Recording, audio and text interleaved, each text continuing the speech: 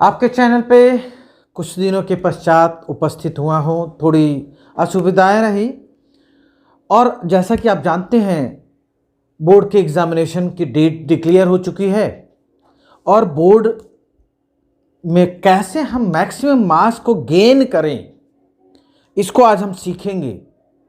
जो आपके चैप्टर्स हैं उस चैप्टर्स को कैसे आप एनालाइज करके मैक्सिमम मार्क्स में कन्वर्ट करेंगे, आइए वो हम देखें। स्टार्ट करते हैं पॉलिनोमियल। पॉलिनोमियल एक ऐसा चैप्टर जिसमें सेलेक्टेड क्वेश्चंस आते हैं। आप प्रीवियस क्लासेस से उसको पढ़ते हुए आ रहे हैं। पॉलिनोमियल में more than one, mono, di, tri, tetra, इस तरीके से। लेकिन ये किसके टर्म होते हैं? यहाँ पर डाई जो होता है वो किस में कन्वर्ट हो जाता है? क्वाड्रेटिक में। तो जो पॉलिनोमियल है उसमें पहले डिग्रीज को फाइंड करना होता है, उसके बाद इक्वेशंस होते हैं, इक्वेशंस को आइडेंटिफाई करना होता है कि ये पॉलिनोमियल है कि नहीं। उसके साथ साथ जब आप क्वाड्रेटिक इक्वेशन में जाते हैं तो क्वाड्रेटिक इक्वेशन जीरोज और एक तो आती है जीरोज की, एक आती है रूट की बातें। रूट क्या होता है, जीरोज क्या होता है? जीरोज क्वेश्चन में कह देता है कि जीरोज, तो जीरोज मैंने कौन सी वो वैल्यू उस क्वाड्रेटिक इक्वेशन की जिससे वो जीरो हो जाए, ऐसी वैल्यू पुट करें जिससे वो जीरो हो जाए। जैसे सपोज दैट कि x square plus 5x plus 6 है, इसमें x की ऐसी कौन सी वैल्यू रखी जाए ये जीरो में कन्वर्ट हो जाए। This is a quadratic equation. अगर हम यहाँ पर x is equal to minus रखें, x इज इक्वल टू -2, अगर -2 रखते हैं तो क्या होता है? -2 स्क्वायर प्लस 5 -2 प्लस 6, तो ये -2 का स्क्वायर क्या होता है? +4। -2 इंटू -2 +4, और ये प्लस माइनस माइनस 10 प्लस 6, तो 10 minus 10 is equal to 0। This is the zeros, यानी x minus two is the factor of this equation, factor के टर्म में। और इस x की वैल्यू अगर 2 पुट करते हैं तो ये जीरोज आ जाते हैं। रूट्स में भी फैक्टराइजेशन होता है और जीरोज में भी फैक्टराइजेशन होता है, लेकिन जीरोज के केस में वैल्यू पुट करने से वो जीरो आ जाता है। तो ये जीरोज है, ठीक है। अब इसमें ऐसे भी इक्वेशंस आते हैं, ऐसे इक्वेशन जिसको आप फैक्टराइज नहीं कर पाते हैं। जब फैक्टराइज नहीं कर पाते हैं और क्वेश्चन आ गया है, फैक्टराइज करना है, जो फैक्टराइजेशन मेथड से नहीं होते हैं, मिडिल टर्म स्प्लिटिंग मेथड से नहीं होते हैं, तो वहाँ पर हम अप्लाई करते हैं आपका Shridharacharya formula, x is equal to -b plus minus B square -4ac/2a, ये अप्लाई करते हैं।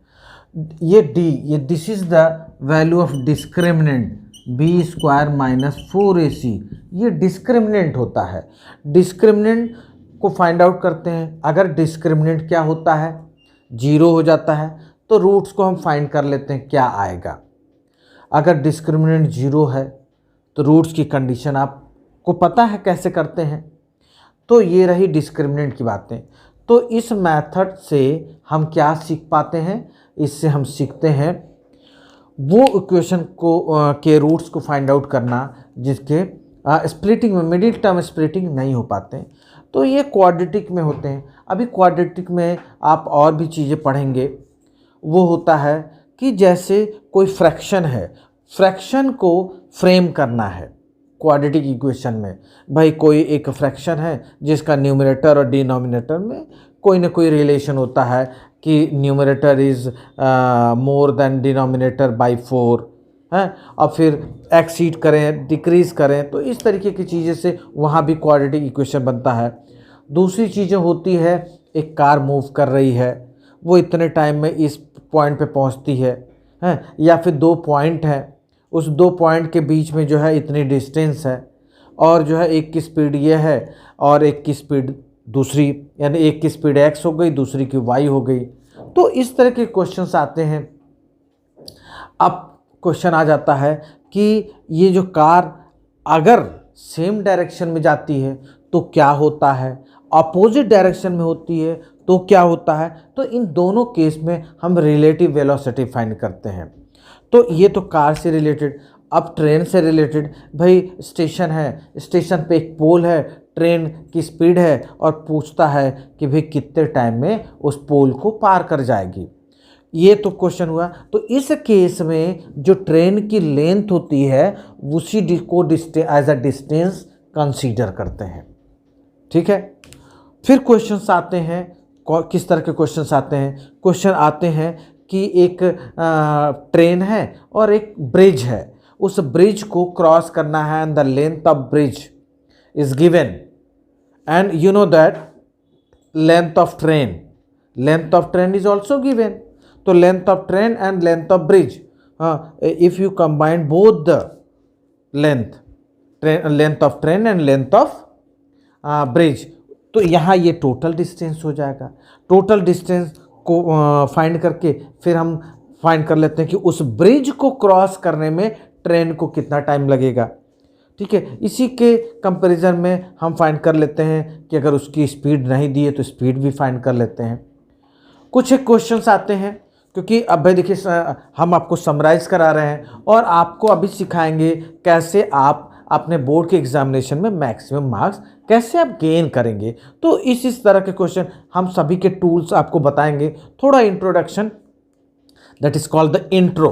हाँ, राइट नाउ अभी क्या है कि बड़े बड़े जो टर्म होते थे उनको क्या समराइज छोटी टर्म में यूज़ किया है। तो आइए, ठीक है ना। तो अभी फिर बातें करते हैं कि एक बोट है, वो रिवर में फ्लो कर रही है, बह रही है, हैं। तो अब क्या है कि जब बह रही है तो वहाँ देखना है कि स्पीड ऑफ करंट किसको बोलते हैं कि वो जो वाटर है रिवर के अंदर वो फ्लो कर रही है, that is called the speed of current. तो वो जो स्पीड ऑफ करंट है और उसके बाद उसके अगेंस्ट, तो स्पीड ऑफ करंट के साथ बोट अगर फ्लो हो रही है तो क्या कंडीशन होती है, वहाँ देखेंगे आप कि स्पीड ऑफ करंट के डायरेक्शन में अगर बोट फ्लो कर रही है, बह रही है, चल रही है, तो क्या होगा, करंट की भी स्पीड और बोट की स्पीड दोनों मिल जाते हैं। तो स्पीड जो ट्रेन होती है, वो जो बोट होती है वो तेज़ चलने लगती, बहने लगती है। ठीक है। थोड़ा ही फोर्स लगाते हैं और वो चल देती है तेज़ी से। लेकिन जब अगेंस्ट होता है तो बहुत फोर्स हमें लगाना पड़ता है। तो जब बहुत फोर्स लगाना पड़ता है तो क्या होता है, जो एक्सेस होता है यानी स्पीड ऑफ करंट को स्पीड ऑफ बोट से माइनस करेंगे, that is the speed of boat, that is also called the relative velocity of the boat against current, against stream. ठीक है। तो ये अगेंस्ट है और उसके उसी डायरेक्शन में चलते हैं तो इन सेम डायरेक्शन में होता है। तो यहाँ पर इस तरीके का स्पीड, जिसको रिलेटिव वेलोसिटी या रिलेटिव स्पीड आप कह सकते हैं। तो इस तरह के क्वेश्चंस आते हैं। फिर आ जाएगा, ये तो क्वाड्रेटिक की बात हुई। क्वाड्रेटिक के बाद हम आगे चलें, ट्रिगो में आते हैं।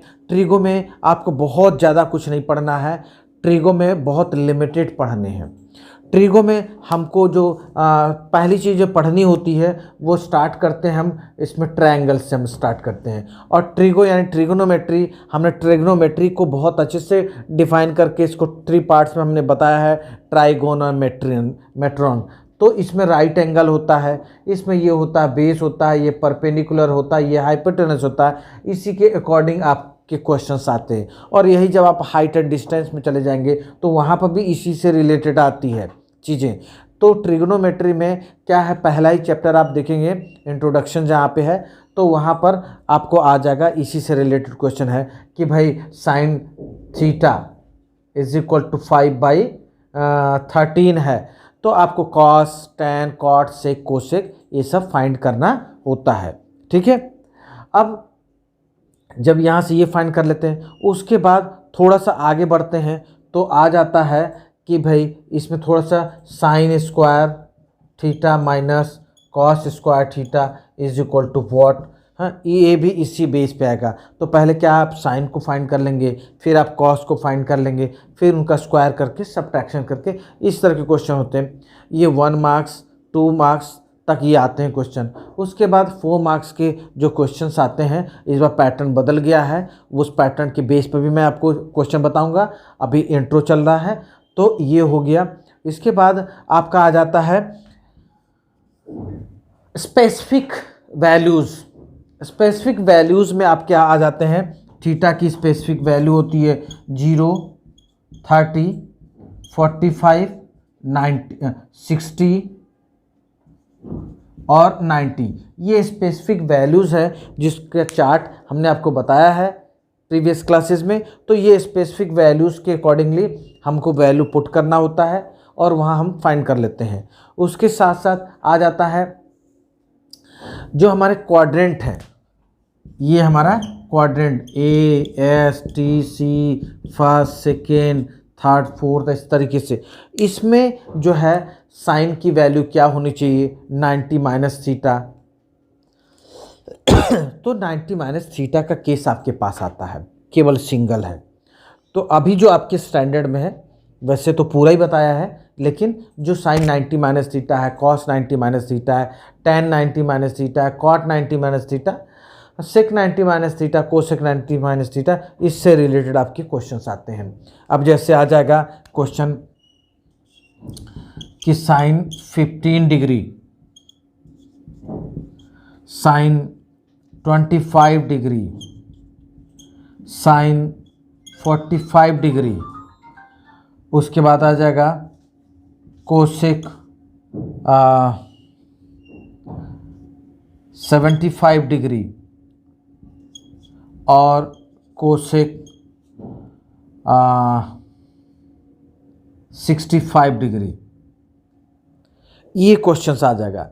अब इसमें क्या है, इस तरह के क्वेश्चन को कैसे सिंप्लीफाई करना है, ये आपको मेथड इस फॉर्मेट से आएगा। तो इसके सेलेक्टेड क्वेश्चन जिससे आप मैक्सिमम मार्क्स आपको मिलेगा, एज्यूम कर लीजिए कितना आप चाहते हैं, तो वो यहाँ पर हम आपको अवेलेबल कराएंगे, सिखाएंगे कैसे करते हैं। तो आज ये इंट्रो, तो ये ट्रिगो का इंट्रो हुआ। अब उसके बाद आता ये जो वैल्यू बेस्ड मैंने आपको बताया। हाँ, अब आप इसमें क्वेश्चन इस तरह के आते हैं कि भी साइन 75 बाई कॉस 15, इस तरह के क्वेश्चन आएंगे। तो ये भी हम आपको बताएंगे, ये भी इसी से रिलेटेड है। हैं, तो ये इस तरह के क्वेश्चंस आएंगे।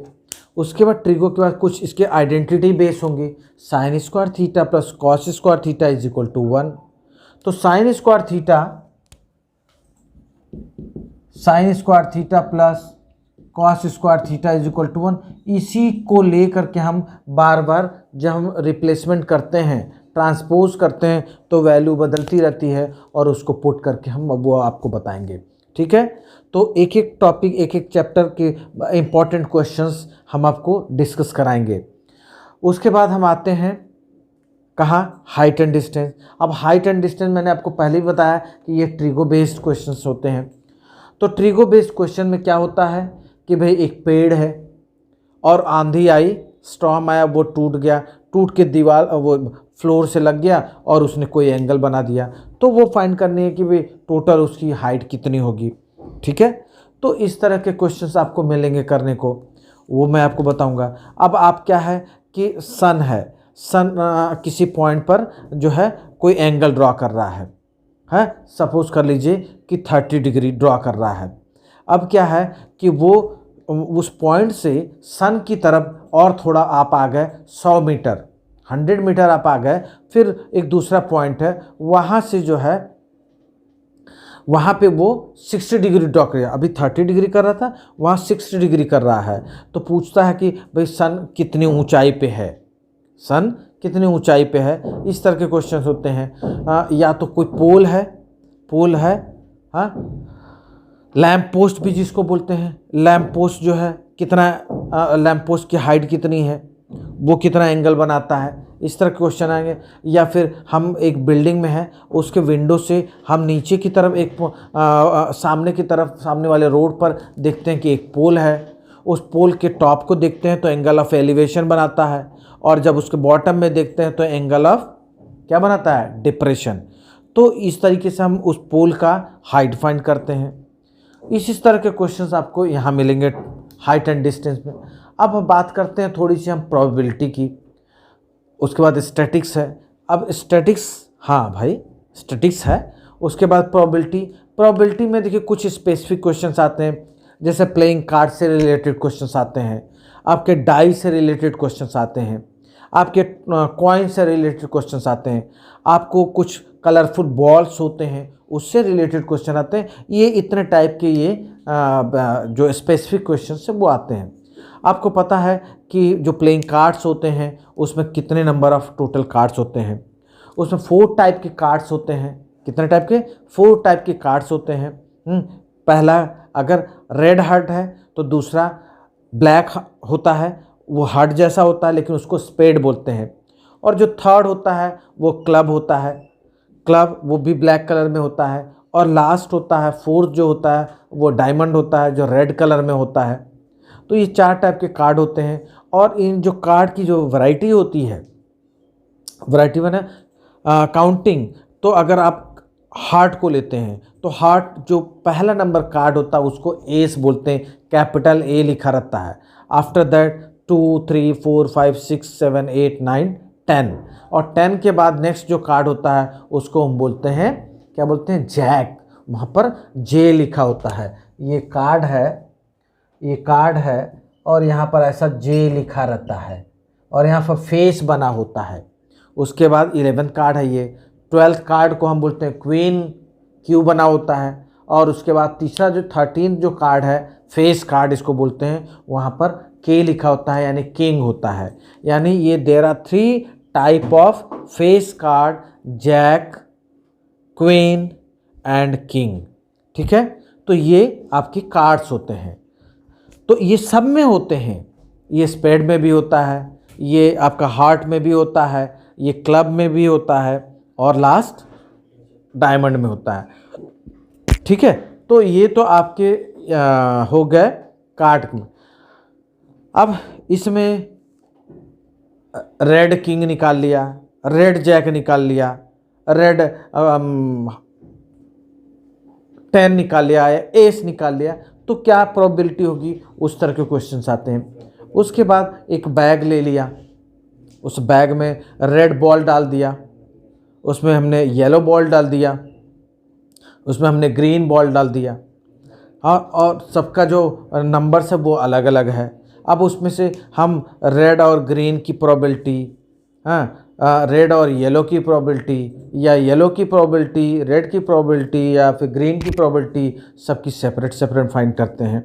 तो ये प्रोबेबिलिटीज़ के क्वेश्चंस आते हैं। अब बोलेगा कि भाई उसमें रेड बॉल नहीं होना चाहिए, ग्रीन और येलो हो सकता है, वो प्रोबेबिलिटी कैसे फाइंड करते हैं, ये चीज़ें आपको बताएंगे। उसके बाद और मज़े आ रहे हैं, काफ़ी दिन हो गए थे। चलिए, तो उसके बाद आपके आते हैं डाई। तो डाई यानी आप लूडो खेलते हैं, पासे खेलते हैं। जैसा कि आपको महाभारत का कहानी पता है, महाभारत में डाई के द्वारा शकुनी जो डाइस चलता था, उस डाई, और एक चीज़ आपको बहुत गूढ़ बात बता रहा हूँ, शकुनी महाभारत की युद्ध के पहले जिस डाई से पासे, यानी वो पासों को जो फेंकता था, पता है उसकी वो बना किससे था, वो बना था उसने अपने पिता के अस्थियों से, यानी अपने पिता के हड्डियों से उस डाइस को बनाया था, और उसके पिता उसकी पूरी बात मानते थे, इसलिए वो पासे में जो कहता था वही अंक आते थे। और महाभारत जो है होने का मुख्य जो है कारण है वो है शकुनी के वो पासे। तो डाई के विषय में आपने जाना, डाई में 6 नंबर्स होते हैं, 1 से लेके 6 तक। इसमें ऑड होते हैं, इसमें इवन होते हैं, इसमें प्राइम नंबर्स होते हैं, कॉम्पोजिट नंबर होते हैं, डिविजिबल नंबर होते हैं। तो अब बोलता है कि भाई इसमें कितने इवन नंबर हैं, इसमें कितने ऑड नंबर हैं, कितने कंपोजिट नंबर है। कंपोजिट नंबर का डेफिनेशन आपको आना चाहिए, प्राइम नंबर का डेफिनेशन आना चाहिए, इवन नंबर का डेफिनेशन आना चाहिए, ऑड नंबर का डेफिनेशन है। तो ये सब चीज़ें हम थोड़ा सा आपको बता देंगे। वैसे ये सेट की चीज़ें हैं, लेकिन फिर भी थोड़ा इंट्रो दे देंगे जिस तरह से आप ये क्वेश्चन कर पाए। ठीक है, तो अभी हम लोगों ने इतना पढ़ा और इस पर के न्यूमेरिकल्स पे हम कल चर्चा करते हैं। तो आइए कल की तैयारी करें।